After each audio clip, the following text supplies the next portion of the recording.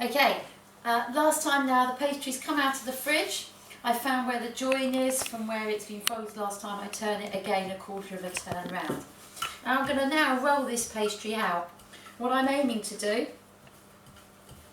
is to make it so that I can turn this into actually a salmon on croute, because I had some salmon in the freezer which I've already skinned and portioned into enough for 3 people. So I'm going to be rolling this out to about the thickness of a pound coin. Now I'm making sure that there's enough flour underneath this so this isn't sticking to the bench, and also so that it's not sticking to the rolling pin. Okay, I've probably got to the length that I need it to be, so I'm just going to get it to the width.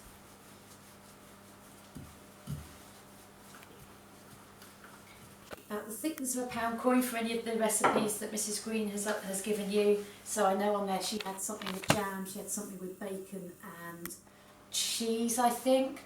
So any of those, again, you want to roll it out to about the thickness of a pound coin. Now at this point, all of my lovely butter is incorporated in this pastry. It has been leaved carefully in between layers of the dough, and every time we've folded it, we've added more layers in, so that the butter now has got an awful lot of layers of pastry with butter in between it. When this then goes into the oven, the pastry will get hot, it will produce steam, and that is what will hopefully puff this pastry up and give us good lamination. I'm just going to pause the video here while I go and get my salmon out of the fridge. So salmon's out of the fridge. I'm just going to place it in the middle of this pastry here. Because I've handled raw fish, I'm just going to go wash my hands with some soap.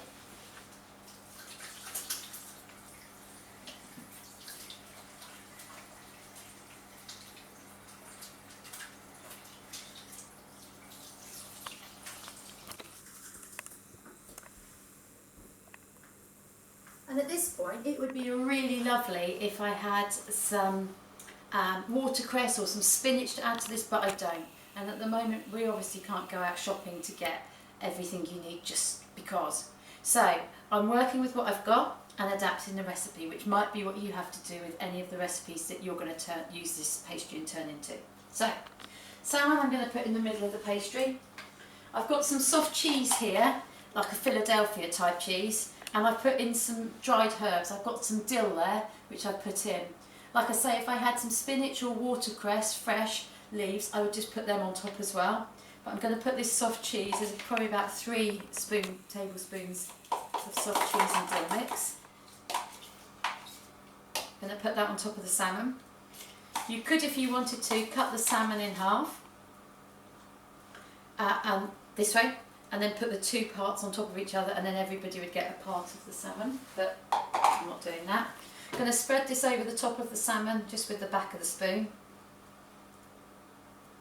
trying to make sure that I haven't got far too much of it down the very thin end of salmon here. There we are. Now I'm going to seal this over now, so I want to go around the side, half of the side of the pastry with a little bit of beaten egg. This is just a whole egg which I've beaten. I've actually taken half of it out, and I'll use that for another dish because I know I probably only want about half an egg to do what I'm doing here. Don't want to waste those eggs at the moment. Now the egg going around the outside is going to seal this salmon and seal the pastry. I'm then going to lift, so I've only gone around one half of it, I'm going to lift the other half of the pastry up and over, and then I'm going to remove any air by just making sure that I parcel this salmon in, and then press down around the edges of the pastry. So I haven't got any air bubbles in there, it is just the salmon underneath there.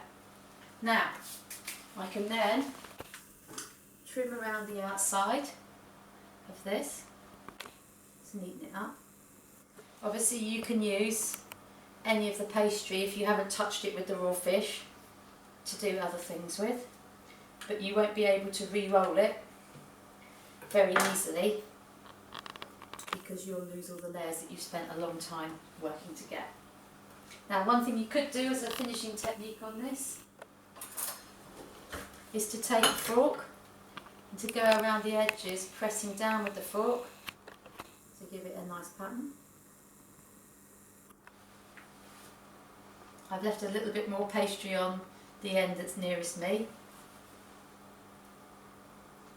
And I'm then going to put this onto a baking tray.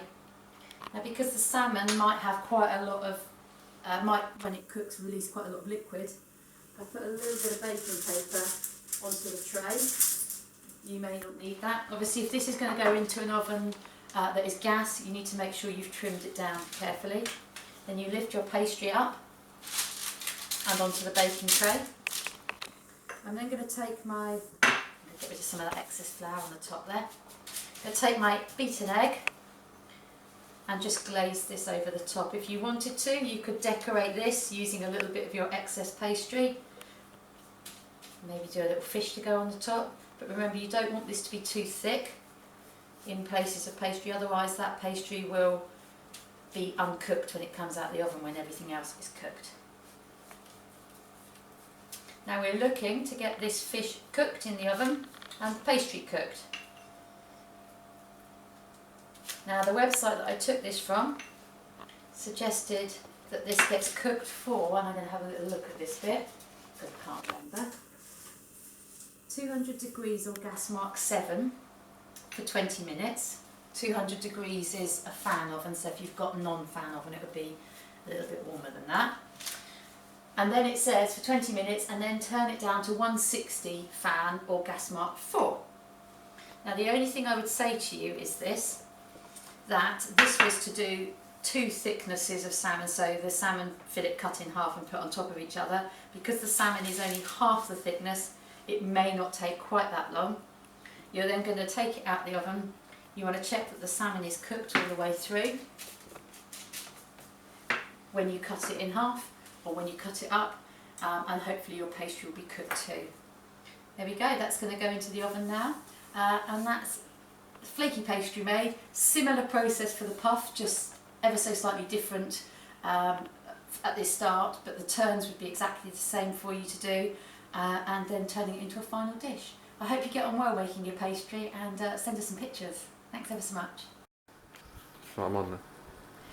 Okay, so my salmon en croute has come out of the oven. Now what I wanted to show you is it's been glazed with the egg, and the egg has made it go a lovely golden brown colour. Because I sealed it with the egg, you can see that the pastry hasn't split open. It stayed together where I sealed it. And if you look at the sides here, there is amazing lamination. That is all those layers that we've carefully put into this pastry by all our turns, our folds, and then fridging it, and then opening it again to and then rolling it out and folding it again. You can see it's been worth the effort. It really is a lovely laminated pastry.